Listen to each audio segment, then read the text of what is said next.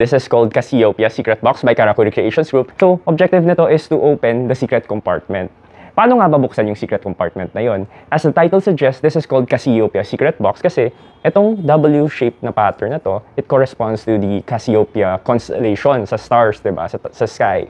Tapos, mapapansin nyo, kung ito yung ginamit yung reference na Cassiopeia, this one is the North Star or the Polaris, no? Yung clue dito is yung North Star, di ba usually ito yung ginagamit na guidance sa mga traveler kung saan ba talaga yung pinaka-north. Kaya kailangan natin siyang itutok sa north kasi pag hindi sa north nakatutok, yung crystal na to, hindi siya nabubuksan, nakalock siya. Even if palitan natin yung direction, hindi rin siya nabubuksan. So, sabi ko earlier, kailangan natin gumamit ng external tool, kailangan natin gumamit ng compass. At itututok natin, hanapin natin yung north.